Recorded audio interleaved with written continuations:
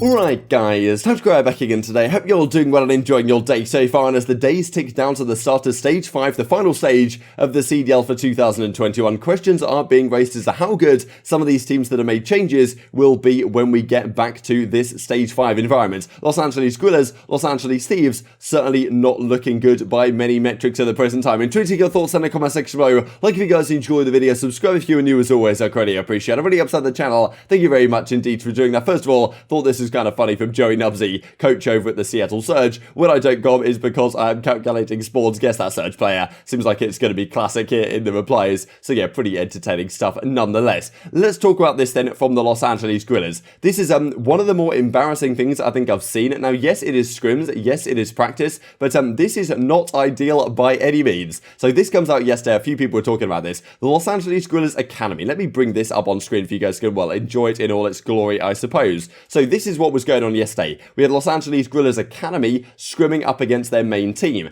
And, well, this is not pretty. I don't know if there's any more words that can describe it than that. So you've got Chino, you've got Exceed, you've got Nero Poison, and you've got Morgs on the side of the LAG Academy. Now, Chino was recently benched, right, off of the starting team, and Mental came up from the Academy back here. So they've decided to scrim against their Academy team, which is understandably so. It's kind of nice to have an Academy in that sense, because you can actually practice search and destroy as well against them. But, okay, they've decided to go through the hard points, they decided to go through the controls, and that of course is 8 maps to be played. Now, well, this map, as you can see, is not pretty by any means. I mean, what is this? 250 to 11 here on Apocalypse. This is outrageous. You've got effectively 15 point cloud. I mean, you guys remember it was Toronto versus Los Angeles Thieves in the Pro League. That was 250 to 14. That was one of the more embarrassing things I've ever seen. Now, this of course is scrims, but the fact that like your Academy team is doing this to you, and it wasn't just this map, right? It wasn't just this map that Assault maybe like, I don't know, his controller broke or something, and the rest of the team's brains turned off for some reason. It was the entire series that apparently was just completely woeful. Now, this is obviously not a good sign for Los Angeles Guerrillas when your Academy team is just smoking you again and again and again in the respawns. And, well, you can see right here some scrim results come out. So this was 8-0 results, right? This was one of the maps. It was 8-0 in favor of the LAG Academy over Los Angeles Guerrillas, their actual main lineup, which is, it's got to be somewhat concerning, especially given you've just made this change. You've dropped Chino back down to your Academy team, and all of a sudden, well, this is going on. It's far from the greatest look by any means. We can see right here, so this is one of the other maps here on Garrison Control, a 3-0 crushing, to be honest. You can see Chino, a little bit of a smile on his face right here, because he's going 12-17, and the rest of his team is just getting the job done with aplomb, to be honest, just dominating this Garrison Control 3-0. Then on this one, this was Checkmate Control, this is 3-1, so from what I saw, like, I haven't seen any screenshots of these maps that were even particularly close for the Guerrillas, which is obviously not a great sign for them. They're in a bit of a gauntlet of a group, to be honest. They've got Toronto in there, they've got Dallas in there, they've got Florida, Minnesota Rokkr, and Seattle Surge, so definitely they're going to have a tough time, no doubt about it. And well, if their Academy's destroying them like this, and Chino's going 31-10 on the regular, on Checkmate Control, I'm pretty sure I saw one else from CDL Scrimtail right here. This is on the raid control, 3-1 as well, so none of these maps, at least from what we've seen come out to the public, have been particularly close. That is not the greatest sign for them by any means, but it's not just Los Angeles Guerrillas that may be having a hard time. One of the other teams that's made changes are, of course, the Los Angeles Thieves, the main lineup over there. But one thing to say before we get to that point is Infinity says here, a number of challenger teams in all 3 regions would give some of the lower CDL teams a run for their money. Probably not being able to consistently pull off a scoreline like that, but well, it is what it is. So yeah, a lot of challenger teams potentially can, well, take on Los Angeles Guerrillas, and this is kind of why you're thinking, wow, maybe expansion should come in at some point or another, so we can actually see some of these teams get a run in the Pro League for their money at some point or another. But well, Scrap says in reply, might be bottom 4 right now, as obviously on the Paris Legion, this guy, but I can sit here and confidently tell you we would smoke every team outside of the Pro League, says Scrap. So he's pretty confident, but at the same time, if the LAG Academy are destroying LAG 8-0, then I don't know if Paris Legion would necessarily just dominate every single amateur team outside of the Pro League. But well, let's talk about the Los Angeles Thieves. They make this lineup change relatively recently. Kenny, Slasher, John, Drazah, now the starting team. Huke, TJ, and Venom all the way sitting on the bench. Now, this is an interesting squad. We did question about their SMG duo going to lead, I think, a lot of production out of John and Drazah if they want to compete. And of course, the team that has the scariest SMG duo in the game is going to be FaZe with Simp and aBeZy, no doubt about it. So John and Drazah, if they want to win events, have effectively got to hit Simp and aBeZy type levels, or at least be putting up numbers relatively similar to them if they want to have a chance. And that's, of course, going to be a massive challenge. Supposedly, they've been scrimming them, they've been practicing against them these last several days, and aBeZy is not necessarily convinced that they are looking too hard. This is kind of funny what he says right here, playing some league play with Scump and co, and I believe he thinks his mic is muted to the rest of the guys, but it's actually not muted as he talks about right here. Well, look, they've been scrimming them the last couple of days, and well, they're not looking so hot right now. Goes on to talk about the fact that, well, yeah, Los Angeles Grill is also in a terrible spot, but still, Los Angeles Thieves, maybe they need some time to improve, some time to work on. But it is interesting to me, especially given the fact that I believe Kenny was saying that when they were initially practicing with Huke before all the drama went down to the major, then they're actually looking pretty solid and were relatively confident they could put on a good show. But now maybe it's not looking quite the same deal. Have you scrimmed LAT with John? Yeah, we've been playing really well. We've been playing amazing against those guys. Follow me up. They haven't been looking too hot, to be honest, at all. By who? Oh, shit. I was unmuted. LAT. Oh. Wait, you're just... Wait, what's LAT? No, LAT. Oh, it's fun. Ah, dude. You're wild for that. You have a little ego on you, don't you? I mean, no, bro. I'm just being honest. What the hell is this guy, bro? Oh, all the way. I mean, it's respectable. All the way. He's in cube. I'm dead. Come on. Exemplary work, MI6. I thought you said LAG. Nah, bro. I mean, everyone knows.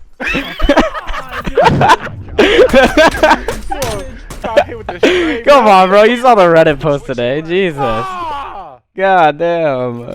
So from the Los Angeles Thieves perspective, this is their run they're going to have this stage. They do not have the easiest group by any means, of course. They're looking to get top 3 so they can come into the winners bracket of the major and try and make some sort of run. If that doesn't happen, it's so tough for them to do anything. And of course, they're also trying to chase like the 6th seed right in the standings so that they can have a good spot for the Pro League, or at least for the World Championships, right? So there's a lot on the line for Thieves and a lot to prove this stage. They do not have the easiest run of things, especially if they're getting bodied by FaZe in scrims that they seem to be, at least based on what aBeZy was saying right there. So this is the schedule for the first week. Thieves are going to play Subliners on Friday, July the 9th. They're going to play Ravens on the Sunday. So not the worst first week in the world. They should get out of this 1-1. You're guessing they're going to lose to Subliners, but still New York could be a little bit suspect given the fact that they've, it seems coming back over there. Maybe they need a bit of time to get better. So maybe Thieves can get something done here, but probably they'll finish this week 1-1. And then in the second week, they also play 2 matches. This is going to be a tough week for them, right? Because they play Atlanta FaZe here, the team that's being saying they're being completely bodying them, at least what aBeZy's talking about. So Atlanta FaZe Thieves here on the Friday, and then on the Sunday, they play Legion first game up. So in theory, they get out of these 2 weeks 2-2, and then they have the real question on their hands as to whether they can qualify, and that is, of course, going to come up against OpTic Chicago on Saturday, July the 24th. So not ideal for Thieves. I mean, especially being in FaZe's group with what FaZe is talking about, the fact that, yeah, Thieves maybe not looking so hot is not maybe the greatest sign for them going forward. And I'm very much intrigued to hear your thoughts in the comment section. Well, what do you think about the Thieves squad? Because from my perspective, if you are Thieves, like look, Kenny and Slasher are going to have no problems on the assault rifles, but Drazah and John are the question marks. Drazah, I think, can be very good with an SMG, but maybe they don't have like this super hyper aggro SMG like a FaZe having aBeZy, for example. And can John be that guy? He's probably been a more methodical SMG for most of his career. Can he hit the levels they need him to if this team wants to compete? That is another question mark, right? Back in Black Ops 4, he wasn't quite the player that we'd seen in Black Ops 3 and Infinite Warfare and these titles where John was playing like the best SMG player in the game at times. We haven't seen that in quite a while now, and well, he's back on this team and definitely needs to perform. The SMG lineup is, I think, like no doubt the most important thing about a team. And I think I even saw an interesting post on Reddit yesterday that was going through like ranking the best SMG duos in the game, and the list of best SMG duos in the game for 1-11 or 1-12, sorry, pretty much resembled like the list of the best teams in the game. That's pretty much how it goes the majority of the time. And therefore, John and Drazah need to perform against a team like FaZe. It's going to be tough to do so on a consistent basis, no doubt about it. Thought this is kind of funny actually from Crimsix right here. So he hops in, I believe it's Zuma's stream, and he says in the comments, Kim, that's Attach's mother. In my honest opinion, I think your son sucks a con. If there's anyone to stir up some beef with someone's mother, it's probably going to be Crimsix, all things considered. And then real mum Attach comes back in the chat. Tommy, that being Zuma, of course. Who did Dylan, that being Attach, win the 1v1 against when he ran through that artillery. You guys might remember the World War II days when Attach clutches that crazy 1v3, runs through the artillery. And it was Crimsix that he killed game 5, round 11 in the 1v1 after he killed the first 2 to finish off the job right there. So Crimsix has to take the L on that one, unfortunately. But given what we were talking about earlier on, with Los Angeles Grillers Academy completely smoking them, I thought this is interesting from KV Skills. I really hope the CDL opens up to new teams sooner rather than later. We have, we constantly hear Joanna Ferries and some of the people over there saying there's a lot of appetite to get into the league. Now, whether that means expansion comes this season, because of course the CDL wants to keep upping the price. That's kind of the idea, that you prove to your current teams that actually this is a worthwhile investment by saying, okay, well, you bought it for 25 mil, we're going to sell these next spots for 30 mil, something like that. Maybe there isn't the appetite at that price, which means that we might be another season of 12 teams. I think it does get somewhat stale seeing the same teams match up against, well, the same squads again and again and again. Like, there's only so many times I can watch Seattle Surge versus Los Angeles Grillers before I want to, you know, tear my hair out, to be honest. So maybe we get some new teams that come in at some point or another, but still very much up in the air right now. And a big deal, of course, for, well, other players as well, right? If you're sitting in the amateur scene, you want expansion to come in ASAP rather than having to, well, spend another, well, season down there, to be honest. So this comes out from Crimsix that was kind of interesting from the CDL side. Hopefully some more content like this that comes out at the next LAN event, talking about that Clayster is probably his biggest rival, but also one of his best friends in the scene. And if there was someone he had to lose to in Call of Duty, it probably would be Clayster. And well, just this clip as well from, well, ILLey back in the day. This is a clip you guys might remember. I'll tell you, like, there's been so many clips coming out lately on the Reddit from, like, Black Ops 3. I just forgot how much fun this game was. And Killer's absolutely mind-blown at what ILLey was doing on the map right here on Fringe. This is, honestly, just a good time, to be honest, in Call of Duty history. There's, well, so many moments like this. And maybe at some point we'll get back to a jetpack game and it could revitalize the S&D scene or something.